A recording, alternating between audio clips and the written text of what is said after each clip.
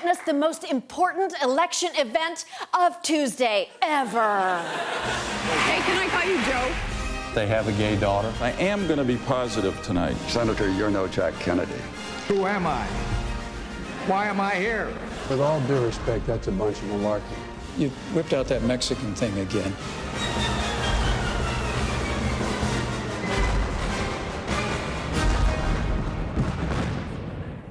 It was an epic showdown between Trump's conservative beard, Mike Pence, a man who tried as hard as he could to turn Indiana into a Handmaid's Tale theme park, and Hillary Clinton's Care Bear, Tim Kaine, who, I don't know, looks like he has his own line of frozen breakfast sausages. Remind me, why is Senator not Elizabeth Warren on the ticket? Hillary told me why she asked me to be her running mate. She said to me, you've been a missionary and a civil rights lawyer. You've been a city councilman and mayor. You've been a lieutenant governor, and now a U.S. senator. Oh, no, she did not. She said, you're from a swing state. Get your bilingual ass over here.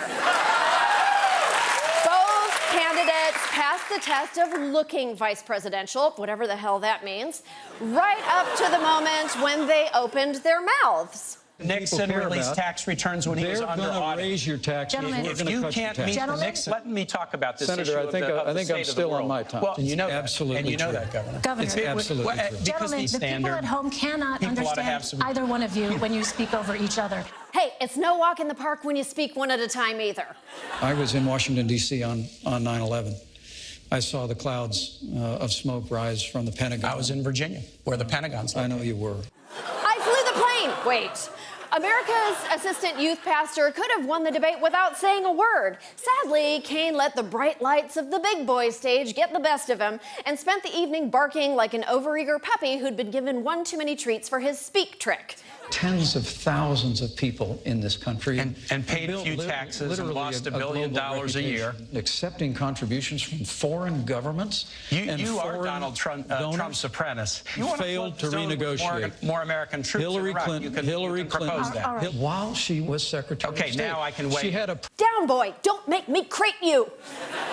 When Kaine gets mad, he starts sputtering like Pence is his daughter's teacher who sent her home for wearing a tank top. Which, to be fair, Pence did right before the debate. It was his big night. He can't be distracted with sinful woman shoulders. But Pence showed himself to be an able running mate, in the sense of running away from everything Trump has ever said. Vladimir Putin, Donald Trump, and Mike Pence have said he's a great leader. And Donald Trump has more nations should get nuclear weapons. Don't try to defend that. Mouth. Well, he never said that, Senator. Right. Donald Trump and I would never support legislation that punished women who made the heartbreaking choice to end a pregnancy. Then why did Donald Trump say that? We just never would. Why did he say that? Well, look, he's not a polished politician like you and Hillary Clinton. Yeah, no shit. He's just a rich asshole who wants to be king of America.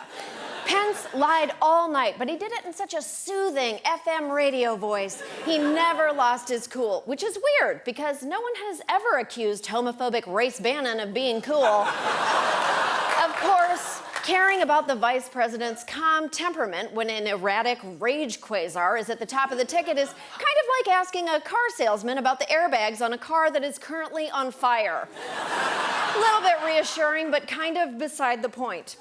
Kaine's losing strategy was to spend the whole night telling us what we already knew about Trump instead of what we ought to know about Pence. I do have one final question for you both tonight. Oh, is it Governor Pence? What about your push for anti-gay religious freedom laws and your disgust for the pathological condition of gaydom and your support for gay conversion therapy and your attacks on women's health and your unconstitutional anti-abortion initiatives? And oh, I'm sorry, we're out of time. I'll just put you down for my faith is important to me.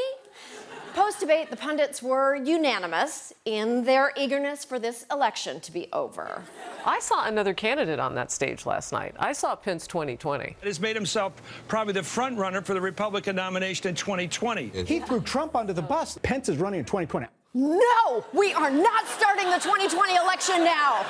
My contract says I get 2 years of telling jokes about fun stuff like rape and death and poverty before election hell starts all over again. Now look, Pence is a year younger than Kaine, and he had a good night. So why is Pence the one who looks like he drank from the wrong grail in Trump's penthouse? My guess is that Tim got a post-debate phone call from his boss saying, "That's okay, little amigo. Get up off the mat and go charm some Miami Cubans." While Pence, who committed the unpardonable sin of winning too good, probably woke up to a congratulatory horse head in his bed.